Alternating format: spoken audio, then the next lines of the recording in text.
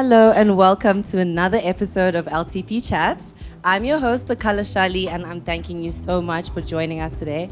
I'm so excited because on this really hot day, I've got a really hot co-host, the founder of LTP, Veenus. Hello, everybody at home. Hello to everybody here. All these awesome people joining us.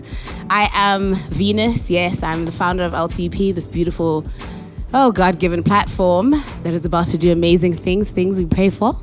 But I'm here as a performing artist as well, contributing to the conversation, contributing to the solutions, and here as well, co-hosting with the beautiful, the Colour Xalee. So this is LTP Chats, guys, and you've seen a couple of episodes before. But essentially, to just reintroduce the point, is that LTP Chats, first and foremost, is a think tank. What we want is to use the creative ideas that come from creatives themselves to ask them questions about our industry and our society and ask for solutions, whether they're big ideas that they dream up for our country and our continent and the world, or whether it's practical solutions as to what they can do. But this discussion, as much as it's fun and as much as we want to get to know everybody here, that's what the purpose of LTP Chats is to be a think tank. So a part of our think tank today, we have lineup artists for the shows this month. I'm going to start on my right. We have Njabulo. And okay, say again. Njabulo, N Pegani, yours truly. Go. Yes, there we go. So we've got Njabulo as well as Noah from the Charles Jean Suite. Yeah, and then we've got the beautiful Wordflow over here. Hey, yes. And then we've got Stephen Krown all the way from Pulkone, Limpopo. And then we've got Prof Ceaz all the way from the Western Cape, repping always. And then we've got myself, Veenus, born Western Cape, raised Johannesburg. So, let's get this think tank going, guys. I hope you're as excited as I am. I'm excited about the topic that Xalee's about to share. And let's just engage and just give ideas and let's grow. Thank you. I'm super excited as well. So our topic today is mainly Afrofuturism.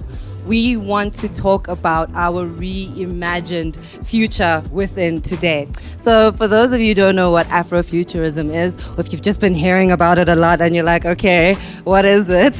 Basically, it's a cultural aesthetic. It's a philosophy of history, of science, of technology within our African diaspora.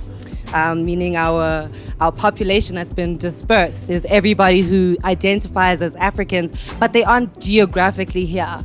So Afrofuturism is trying to reimagine the history and see the future without the pain of the past. And so today our main topic is how do we, in today's society, overcome the pain of our continent's past, of the Africans' past, through the things that we do, right? So I actually just want to start off with a little game, and I'm going to ask Veenus to start it off because clearly you're already comfortable and stuff. But basically, I'm going to ask you to think of something that you think would help us overcome the pains of the history of our past. I want you to give me a realistic idea and then an outlandish idea as well. Like, the sky's the limit. It's okay. If there's robots and aliens involved, let's do it. I love that. I love that. I'm gonna kick it off. I hope you guys join it in the game, guys. Like, fun thinking. I'm very practical in terms of maybe a legal sort of sense. I really truly believe we really do have one of the best constitutions in the world. And practically, if we could realize every single right in the Bill of Rights and every freedom given to every South African at least, and every human being that is held in those legislations, and we have, leadership that helps us realize those rights like health and, living in a clean environment, having a home, having an education. If we can use proper service delivery, to make the resources go where they need to go, that for me would be one of the first steps we can take to get to like a positive Afrofuturistic, mecca. And my outlandish idea, guys, I don't know if you guys have heard about the Veenus Project, but if you haven't, Google the Veenus Project. But I see a African, not utopia, because Utopia suggests that it would never change, but an ever-changing utopia where money isn't a wall anymore and people have the ability to educate themselves and take themselves where they want to go because their country and their continent provides them with the resources to do that. So you can literally, to live in a world where you wake up and you're like, I'm done with high school, and you're like 14, but because you were chucks, you were quick with it, you have the ability and the freedom to go and pursue what you want to do. And you can go into a library, into a university, and not have to be worrying about school fees and just focus on bettering yourself and finding where you're helping in our society and making that your job. That would be my ultimate. Yeah. I don't know. What do you guys think? I would love that. Because then I wouldn't be broke. Your broke wouldn't exist. Who else? Who's got a practical and a dream? So, where do I begin? So I think the idea of Afrofuturism is an idea that's existed for possibly hundreds of years now, or 100 years minimum. Like Marcus Garvey said, and he had been preaching this in the diaspora in a time when black people were not afforded the ability and the opportunity to do things that he was able to achieve. And this thing is the idea of black ownership. And when I say black ownership, I mean black ownership in the creative space, in the industrial space, and in the commercial space. And that ownership should be towards everybody. And it should look towards ownership that brings you back to home. Because the reality is that we keep talking about ownership, but the ownership only exists in this future where it's only there. It never circulates beyond there. It's always one space, and it only exists in that space, but it can never. And we Noah, we're having this huge discussion. Noah, Sam, and I on Friday night were having like a long chat about the concept of microcosm towards the macrocosm of the South African narrative and just the narrative. Sorry, for the people who, I'm gonna say the people who don't know the people. Yeah. Explain that, the microcosm and the macrocosm. It's the concept of the macro, or this conversation, because this conversation is long. We had like 2-3 hours of this conversation. Not the whole conversation, Cool. just so within this, terms. So within this, I think it just bred the narrative of if us as Afro people who exist in this current state can start looking at uniting and working together in our small communities and our little societies as a microcosm, what can the potential be to then expand? And if we look, and I mean, like we discussed it at length, but what the potential that we're discussing is this idea of when you start here, at least here now, that is your Afrofuture. That is a potential to then say, okay, look now, look what we're doing. This is the potential that can expand further and beyond. And I think there's a level of it which we're always constantly trying to do in any endeavor we get involved in, beyond music, beyond the creative space, just institutionalizing the idea of opportunity, of potential, and understanding that starts with one, at least, instead of saying that I'm going to try and do everything, but everything is too large for just one human being. But if we unite slowly but surely, that can expand to a greater narrative. Do you want to expand on that, Noah, as well? Or are you good? Yeah. Okay, so I want to ask that within this conversation, did you think about yourselves as a band, as artists, and how you are doing that, possibly through your art? On the spot. So I think, like, particularly with this band, there's if we're gonna talk about like the philosophy of the band or the mentality behind any sort of ideologies that we have, it's all like post the process, you know. We would be like, what's the word? Like post-justifying, post-rationalizing, yeah. Because the truth is that the beauty of this band is that it's all just comes from like the natural instinct to collaborate and create with each other. And we could say that, like, yeah, we believe in Afrofuturism and we want to represent that, but it would be post-rational. Like, it wouldn't be what we thought of when we started this. We thought of, I love these people and I think they're beautiful and amazing. And I think maybe that is where, you know, this the conversation starts. Is like we can talk about the philosophy of Afrofuturism, but also to even begin that engagement, you've got to see the beauty of the people around you, and you've got to respect and love the people around you and admire them for their greatness and see their flaws and not judge them too harshly for them. So yeah, I think it is a part of the band, and the band is essentially, when he's talking about like the microcosms, we could consider it one of those, but it wasn't like it wasn't intentional.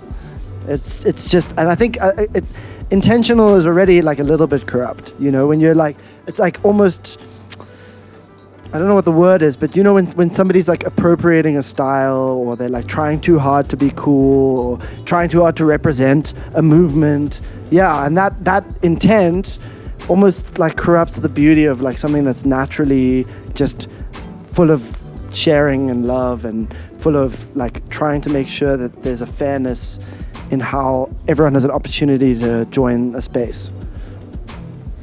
It's really interesting that you say that, because a lot of people think that when African Americans do something towards reimagining the Afro future within their arts, a lot of artists, musicians as well, in like their music videos. I don't know if you guys saw that Kendrick Lamar and SZA music video where they were like, there was a lot of talk towards a reimagined future, but for some of us it was like, that is now for us, you know, and we don't have to put intention into being that way.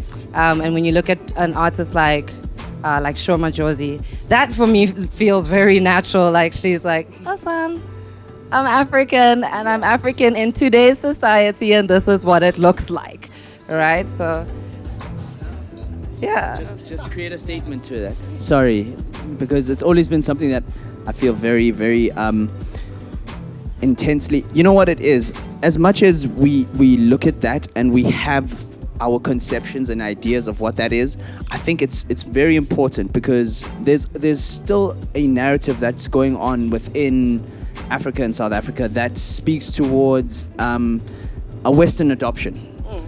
And a Western adoption of culture, ideals, and standards. And that already creates this type of narrative and conversation that if they're not doing it, what's the value of it here for me now? But what's the power in that is that if they are doing this there, then it just says, oh, there is so much more value in my narrative here in the Afro environment, because it has a place and space beyond just Africa. Yes. It has a place and space in Europe. It has a space and place in America. It has a space and place on MTV and Trace and all these different platforms that we look at and absorb and consume from. And in the same vein, I was a privy to realizing that that narrative is not spoken to everyone, because in my household, my parents never put images up or anything of any white superiorist or any person that is of white greatness. We only had African kings and queens throughout the house. And one of my friends told me for the first time, he's like, this is my first time experiencing this. And being Rastafari, I was like, oh, flip this. And even going to school, you know, those narratives are so odd for you, because you're like, oh no, this is my everyday. But when you're in your everyday, but then when you go to it and see that other people don't get that same opportunity or that same access because they aren't afforded that ability and that time to do that, because, you know, parents are also busy. They only know what they've been fed as well, and so they can only regurgitate what they've been told is the honest truth at times. So it's very important that for me, I think it's good. If anything, it's important, it's necessary, and they should keep on expanding that palette and ingesting it as much as they can. Come here, eat it up, and then give us and let us know what we're doing is of value, so that we can tax it and say, listen, when we're speaking to a capitalist and they're saying we want to come and engage you, we're like, listen, this is how much you're going to engage me at. You're not going to take me for a mook. You know what I mean? Sorry, very deep. So it should be a representation of your perspective of that Afro future at the end of the day. Thank you for that, for the insights. Now I want to ask you, Stephen, do you think that you represent Afrofuturistic ideals through your art, and what do you do to try to place yourself as an African person in today's society? You know, first of all, I'm speaking in English, so that should kind of just tell you already that this is all messed up, you know. But to answer your question, in terms of my art, I've always been like laughed at in terms of trying to explain or express myself in my language or do a song in my native language and stuff, because they're like, what are you saying? What is this? You know what I mean? But that also put me in a place where I mean, we're dressed Western. I'm dressed Western. I'm speaking to you in English, but now it comes down to the mindset that we need to kind of generate amongst ourselves as artists, and for the young ones as well. Because, for instance, my niece, right? My niece cringes when she has to speak in Sepedi, you know, and that's all we speak at home. I mean, we speak, you know, like English too as well, but she's more comfortable with English, you know what I mean? So to me, like for instance, my next album, my next tape, I wanna incorporate more of my language, where I come from, you know, how we say certain things, why we say certain things and such, just so that we can kind of let the next generation or whoever's watching know that it's okay and it's highly imperative to embrace where you come from, you know, to embrace your roots, because roots form a tree, you know. So And those roots should be embedded within today's society, because it is what is today, right? Yeah. So Veenus, I know you have a couple of questions as well. Go on in, girl. I do. I want to speak to my fam here on my right here. Mkulu over here on the right.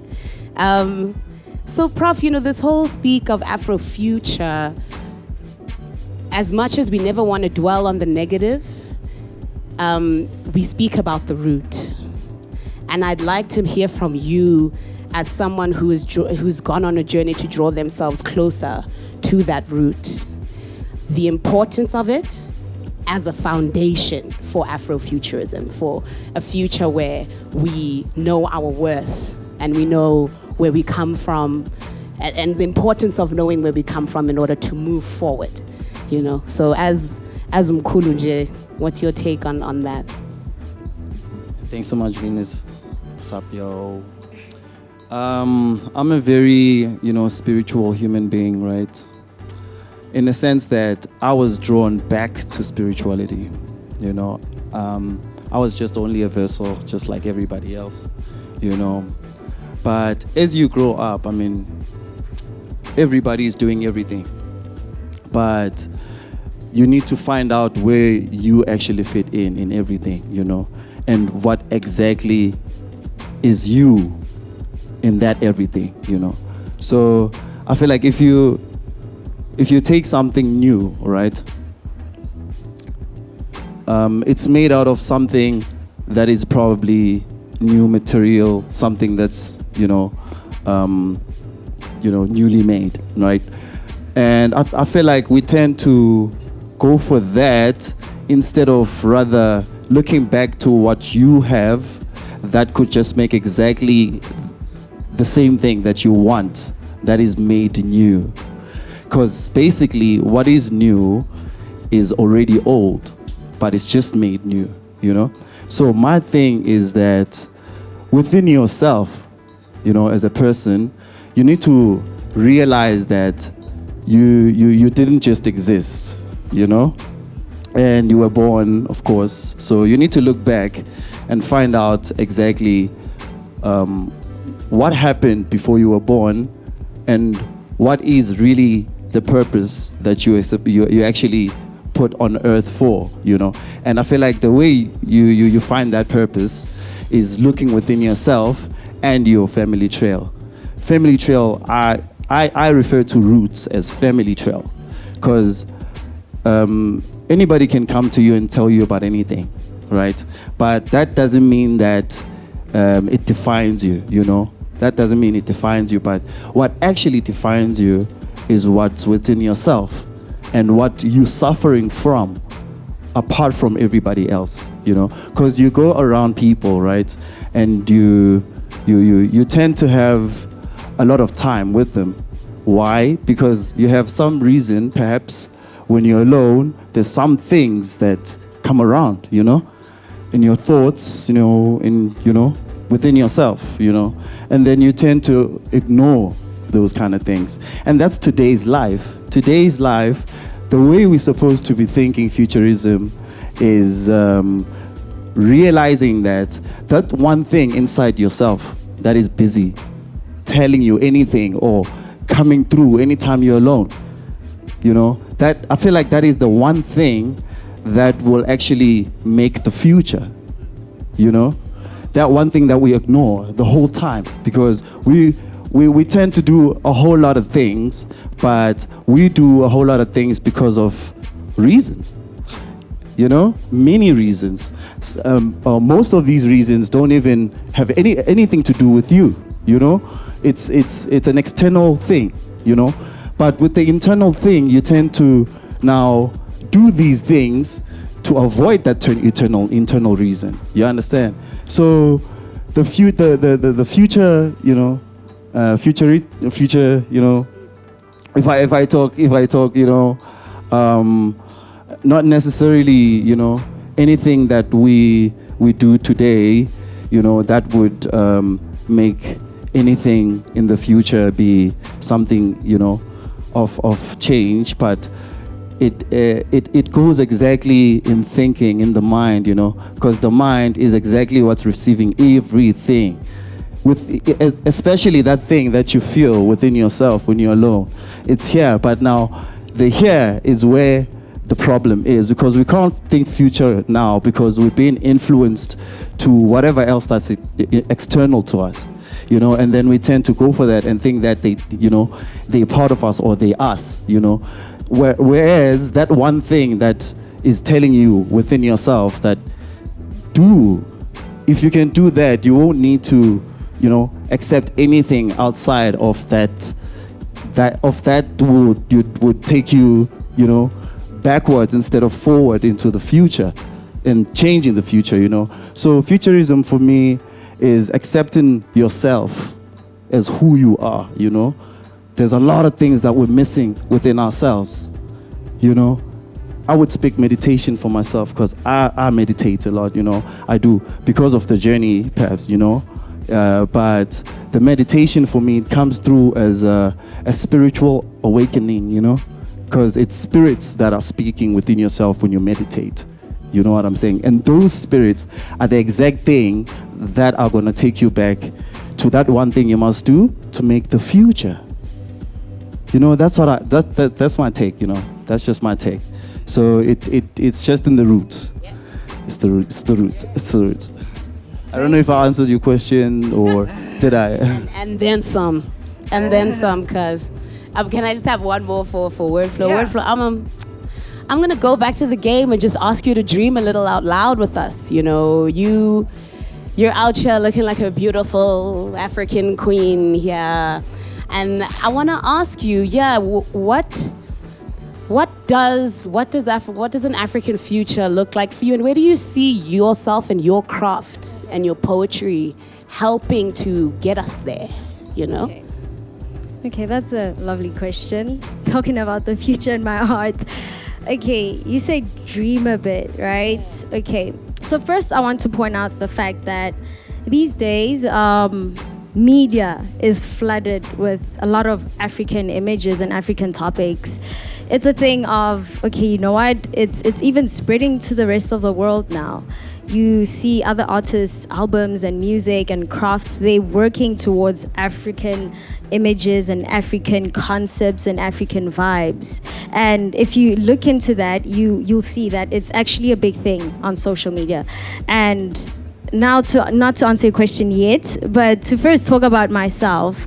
For example, I was raised in a family where culture was not as big, but it was something, but it wasn't as big. So coming from that background where culture wasn't really explained and taught and explored from the roots, I think now I'm speaking with like other people that can relate to me out there. It's a thing of when you see your neighbors, when you see your sisters, when you see your brothers, they have this cultural element. When I look at Prof. Ceaz, he's like so cultural and he embraces it. And you know, you look at that and you generally just see how people explore their roots. They literally dig deeper into knowing about it, to a point where it attracts other countries, it attracts other people, because you find artists that don't even know anything about African cultures. They actually explore, they wear the patterns, they sing in their languages. They want artists from Africa to be part of their projects because they think it's beautiful. They see that it's beautiful, and for them, they know that it's deeper than that. You hear other people outside of Africa talking about the motherland, which is Africa. And that is something that's very beautiful. And to answer your question, media, and in terms of me, my future, my poetry, and my music, I really wanted to be genuine. Like, I don't want it to be a thing of, okay, I'm going to dress like this and I'm going to rap like this and like this to raise awareness of this and this, whereas I don't know anything about it. I don't know the roots about it. I don't want it to be that. I want it to be genuine. I want it to be a thing of, if today I'm going to look at maybe the current situations we're facing in Africa, African people, like as a whole, I feel like I want to talk about that in like how I view it, not how I feel like the world should view it. Because even though we look at the cultures in Africa, we look at the roots, and we look at how it's going to go far in this world, we should also take knowledge, and we should also bear in mind that as much as you can be all cultural and be all involved in African images and African concepts, you must ask yourself, how is it going to help your brother? How is it going to help your sister? How is it going to help Africa to grow? It shouldn't be a thing of, we're going to stick there. We shouldn't stop at culture. Let's go further. Let's be innovative as a community. Let's bring in ideas as a country, as a continent, you know? Because picture this, you have dominoes on a table. If one is apart from the rest, and if that one does something that has a huge impact, it won't affect the rest because it's alone. But then if you put it with the rest of the dominoes and it does something huge and it falls, everything on the table is going to be impacted. And that's how I view it. That's how I view the whole thing. You should rather focus on, let's share the knowledge, let's share the concepts, let's share this and this. If you see someone who's being cultural, don't just be on some, this. And because I've seen people question other people's cultures and question, why do you do this? Why do you do this? Instead, let's not focus on that. Let's focus on teaching, learning, growing with each other. Because I feel like as much as the image might go around the world, the concept is the important thing at the end of the day. It's what makes it authentic. It's what makes it authentic, yes. So that's what I think we should progress into. And when I look at my art in the future, I really wanted to be involved in what's happening around me. I want to give insight to someone who's on the other side of the world on what's happening here. I want to give concepts. I want to give insight. I want them to visualize what's happening in Africa when they've never been in Africa.